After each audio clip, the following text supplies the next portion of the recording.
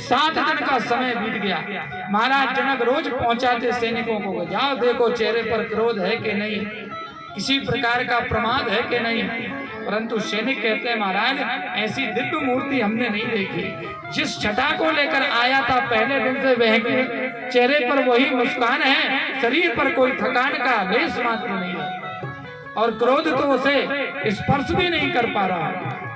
7वें दिन दौड़े दौड़े जनक जी आए, आकर कहा महाराज राज कार्य में व्यस्त था, मैं नहीं आ पाया, क्षमा करिए। चलिए भवन। अंदर ले जाकर अपने भवन के महल में बिठाया और अपनी पत्नी और बहुत सारी दासियों से कहा जाओ सुखदेव की सेवा करना, इनकी परीक्षा लेना है। अपनी पत्नी से कहा कि इन्होंने काम को जीता है कि नहीं। अब स्त्रियां बहुत भोज्य सामग्री लेकर गईं और जाकर सुखदेव जी को रिझाने लगी, परंतु सुखदेव ने महाराज जी ने किसी भी सामग्री पर दृष्टि तक नहीं डाली।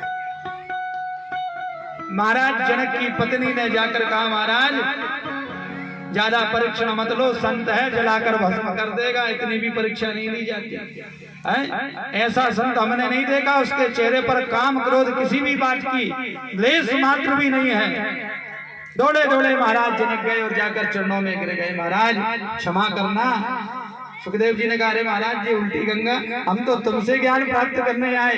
जनक जी ने कहा तुम्हें कौन ज्ञान दे सकता है, तुम तो साक्षात ज्ञान की मूर्ति हो। बोलो भक्त वत्सल भगवान की। आपके पिता ने आपके परीक्षण के लिए मुझे कहा था, इसलिए महाराज 7 दिन से मैंने अपराध किया है, उसके लिए मुझे क्षमा करिए। और आज जनक जी महाराज ने स्टाम्प पर लिखकर दे दिया कि श्री सुखदेव जी महाराज ही श्रीमद् भागवत महापुराण की कथा के अधिकारी हैं। बोलिए भक्त वत्सल भगवान की। इस प्रकार जनक जी कोई साधारण व्यक्ति नहीं थे, इन्हें विदेह कहा जाता था। देह होते हुए भी देह की सुख सुविधाओं का ये उपयोग नहीं करते थे। एक बार कुछ ईर्ष्यालु व्यक्तियों ने क्या किया, जनक जी महाराज को परीक्षण करने के लिए कि जनक जी को लोग विदेह कहते हैं, विदेह कहते हैं, कैसा विदेह है इसका परीक्षण किया जाए। तो कुछ ईर्ष्यालु व्यक्ति उनके पीछे लग गए और एक महात्मा को जब उनकी बात पता चली तो उसने कहा कि हम परीक्षण करेंगे कि राजा जनक विदेह कैसे हैं। लोग इनकी बड़ी प्रशंसा करते हैं, बड़े धर्मात्मा पुण्यात्मा हैं, भगवान का भजन करते हैं। जब राजा हैं, राज की सामग्री का उपभोग करते हैं, तो फिर विदेह कैसे हो गए। जनक जी की कीर्ति उस महात्मा से सहन नहीं हुई और वो महात्मा आज जनक जी का परीक्षण करने के लिए चला आया। उसने क्या किया, एक सैनिक को बुलाया जो जनक जी की सभा में लगाया, जो उनकी सेवा करता था। उससे कहा कि देखो 24 घंटे के लिए हम महाराज जनक के साथ रहेंगे और जनक जी तुम्हारे जो स्वामी हैं उनका परीक्षण करेंगे। देखते हैं ये कैसा धर्मात्मा कैसा पुण्यात्मा है। और इस प्रकार वार्तालाप करते करते उसने कहा तुम अपने वस्त्र मुझे दे दो। उनके वस्त्र महात्मा ने पहन लिए और 24 घंटे जनक जी महाराज के साथ साथ रहा। देखा सुबह प्रातः काल जनक जी उठे तो भगवान का भजन नहीं किया, उठते से ही गए अपना स्नान ध्यान किया, वहां से गए थोड़ा भगवान को प्रणाम किया, फिर अपने राज्य कार्य में लग गए, नगर में भ्रमण करने चले गए, दिन में सभा करने चले गए। दोपहर में अपने जो दंड अधिकारी थे जिनको दंड देना था अपनी राज्यसभा में बैठकर उनका दंड का निराधान किया। शाम के समय फिर अपने घर आए तो अपने परिवार के लोगों से मिले, थोड़ा बहुत भगवान को ध्यान किया, प्रणाम किया और रात्रि में अपने नगर की व्यवस्था देखने के लिए वेश बदलकर पूरे नगर में भ्रमण कर रहे हैं जनक जी महाराज। उसने कहा कि लोग कहते हैं ये तो बड़ा भक्त है, इसने तो एक भी टाइम भगवान का भजन नहीं किया। कैसा भक्त, लोग इसको विदेह विदेह महाराज जनक की जय महाराज जनक की जय करते हैं, परंतु ये कैसा भक्त है। और उसने निंदा शुरू कर दी सारे क्षेत्र में कि महाराज हमने देख लिया जनक जी को, ना भगवान का भजन करते हैं ना कुछ करते हैं, हम तो 24 घंटे उनके साथ रहे। और निंदा होते होते होते देखिए एक भाव है, जिसकी स्तुति होती है उसी की निंदा होती है। याद रखना, जिसकी स्तुति, जिसकी प्रसिद्धि बढ़ जाएगी उसी की निंदा होना शुरू हो जाएगी, क्योंकि ये तो साथ चलती है हानि लाभ, जीवन मरण, जब अपजस विधि हार। यश मिलेगा तो अपयश भी मिलेगा, उसके लिए तैयार हो जाना चाहिए पहले। जीवन का सिद्धांत एक सरल हमारे गुरुजी बताते हैं, आपको बता रहे हैं। यदि जीवन में सुख चल रहा है, अच्छा मामला चल रहा है, तो समझ जाओ दुख आने वाला, पहले से तैयारी कर लो। ये सिद्धांत अटल है और परीक्षण किया हुआ है। जीवन में यदि सुख चल रहा है तो अगला स्टेप दुख का है, इसलिए समझ जाओ सुख में भगवान का भजन करो। जीवन में यदि यश मिल रहा है तो अगला स्टेप अपयश का है, उसके लिए भी व्यक्ति को तैयार रहना चाहिए। क्यों? क्योंकि ये चीजें हमारे हाथ में नहीं है। सुन भरत भाभी प्रबल हे बिलग कहूं मुनिनाथ। भरत जी आए, आकर बोले अपने गुरुदेव वशिष्ठ से, महाराज आप जैसा गुरु होते हुए राम को वन कैसे हो गया, पिता का मरण कैसे हो गया? तो गुरुदेव ने कहा भरत जी से कि सुन भरत भाभी प्रबल बिलग कहूं मुनिनाथ। हानि लाभ जीवन मरण जप अपजस विधिया। ये 6 चीजें परमात्मा के हाथ में है भरत, ये हमारे हाथ में नहीं है। हानि लाभ, कोई चाहेगा हमारी जेब से 50 रुपए गिर जाए, परंतु गिर जाते हैं। पता है आप कहाँ जाए और आपका सम्मान हो जाए, कौन से कार्य करने से लोग आपकी स्तुति करना प्रारंभ करते हैं और कौन से निंदा शुरू हो जाए। इसलिए ये 6 चीजें हमारे हाथ में नहीं है, इस पर ज्यादा विचार नहीं करना चाहिए। जो हो रहा है होने दो। जीवन परमात्मा की शरण करके आनंद के साथ जीना चाहिए। केवल नियम ये हो कि भगवान का भजन होता है। कैसे हो?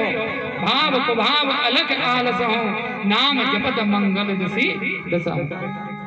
और कलयुग में तो यही है, कलयुग केवल नाम आधारा, कलयुग केवल नाम आधारा, कलयुग केवल नाम आधारा, कलयुग केवल नाम आधारा, कलयुग केवल नाम आधारा, कलयुग केवल नाम आधारा, कलयुग केवल नाम आधारा, कलयुग केवल नाम आधारा।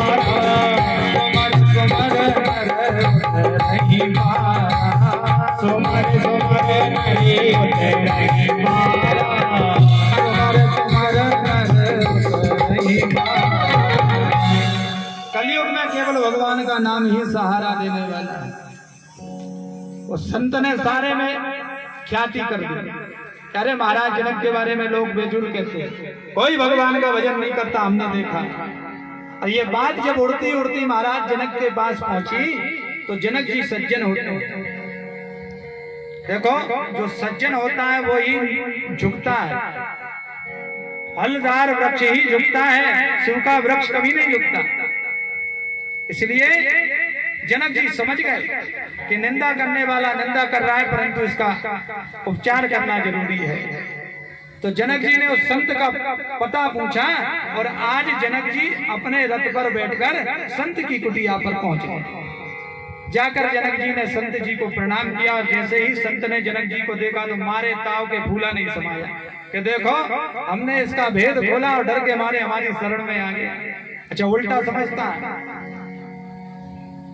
जनक जी कुछ और करने गए और वो कुछ और समझ रहे हैं। जनक जी ने प्रणाम किया, महाराज हमने आपकी बड़ी प्रशंसा सुनी है, बड़े उच्च संत हैं और आज हमारा मन है कि आप हमारे घर भोजन करें। निमंत्रण दिया जनक जी महाराज ने। तो बड़े क्रोध में बोला आज हमारे पास समय नहीं, हम कल भोजन करेंगे। जनक जी ने कहा कोई बात नहीं महाराज, मैं कल आपको लेने आऊंगा। विद्या जरा विनय, यदि विद्यावान व्यक्ति है तो विनम्र रहेगा। जनक जी महाराज विद्वान हैं इसलिए वापस चले गए। संत बड़ा खुश, रात्रि भर बड़ा देखो डर के मारे आ गया, सुबह फिर आएगा। और सुबह जैसे ही हुआ जनक जी महाराज रथ लेकर पहुंचे, कहा महाराज चले, भोजन की व्यवस्था है। जनक जी महाराज ने आज जैसे ही संतों को अपने रथ पर बिठाया और स्वयं रथ हाँकने लगे, और हाँकते हाँकते जनक जी महाराज संत को अपने महल में ले आए और संत को एक सुंदर आसन पर बिठाया। संत बड़ा खुश कि ये सब डर के मारे कर रहा है। सुंदर आसन पर बिठाकर आज पत्नी के साथ में, अपनी धर्म पत्नी के साथ में जनक जी महाराज ने 56 प्रकार के भोजन बनाए और उन भोजनों को संत जी महाराज के सामने रख दिया और कहा महाराज भोजन स्वीकार कीजिए। अब जैसे ही भोजन का कहा, संत जी ने भोजन एक पौर उठाकर मुंह में डाला। वो खा ही रहे थे कि उसी समय उन्हें कुछ आवाज सुनाई दी, चट चट चट। तो उन्होंने अगल बगल देखा कि क्या है, फिर कुछ खाया, फिर आवाज आई। ऐसे 3-4 बार हुआ। अगल बगल जब कुछ नहीं देखा तो जैसे ही संत ने ऊपर देखा तो एक 5 मन का पत्थर एक पतली रस्सी पे बंधा टंगा। अब काय का भोजन, संत भगवान के प्राण गले में आ गए। हे भगवान, ये जनक तो मुझे मारना चाहता है, भला बताओ, अच्छा रहा परमात्मा मुझे आवाज आ गई और मैंने देख लिया, नहीं तो ये रस्सी टूटती, पत्थर गिरता और मेरे प्राण पखेरु उड़ जाते। मारे डर के बेचारे का भोजन बंद हो गया। अब क्या करा? जनक जी का महाराज गुलाब जामुन ले लो। हाँ ठीक है ठीक है ठीक है, हमारा मन नहीं है। अरे खीर ले लो। जबरदस्ती भोजन करा रहे जनक जी और उनकी धर्म पत्नी, लेकिन उसे कुछ भी भोजन अच्छा नहीं लग रहा, क्योंकि उसका मन पत्थर में लग गया।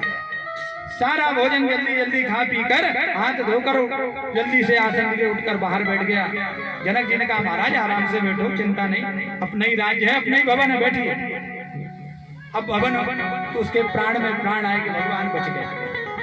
जनक जी आए, सुंदर दुशाला लाए, टीका किया, दुशाला उड़ाया, दक्षिणा दी और देते समय कहा महाराज एक बात बताइए, भोजन कैसा बना था?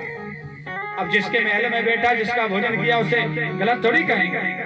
बोला नहीं ठीक है, अच्छा बहुत बहुत स्वागत। अरे क्या महाराज खीर कैसी बनी? नहीं खीर भी ठीक थी, अच्छा था। महाराज रसमलाई कैसी थी, पूड़ी कैसी थी, पकवान कैसे थे? अब बेचारा जब बार बार पूछा तो कहले ठीक है महाराज, सब कुछ ठीक था, कह तो रहे बढ़िया था, आनंद था। अरे महाराज बता दो, अच्छा ये बताओ नमकीन पूड़ी कैसी थी? उसने कहा काय की पूड़ी, काय के भजिया, काय के खीर, हमें क्या अच्छी लग रही थी? ऊपर इतना बड़ा पत्थर बनवा दिया, मेरा मन उस पत्थर में लगा था, मुझे नीचे के किसी भी पदार्थ के रस का स्वाद मालूम नहीं हुआ। जनक जी ने कहा महाराज इसी प्रकार मैं संसार में रहता हूँ, मेरा मन परमात्मा में लगा है और मैं संसार की हर वस्तु का उपभोग करता हूँ, इसलिए उस वस्तु का दोष मुझे नहीं लगता। आपने खीर खाई, उसमें शक्कर नहीं नमक था, परंतु पत्थर के चक्कर में आपको कुछ पता नहीं चला। जिस प्रकार आपका मन पत्थर में लगा है, उसी प्रकार मेरा मन परमात्मा में लगा है, इसलिए संसार के पदार्थों का उपभोग करने के बाद भी मुझे उसका दोष नहीं लगता और इसीलिए लोग मुझे विदेह कहते हैं। बोलिए भक्तवत्सल भगवान की जय हो। यदि मन भगवान में लग जाए तो फिर जीवन सार्थक हो जाता है। आइए अपने भजन के माध्यम से भगवान के नाम का संकीर्तन करें।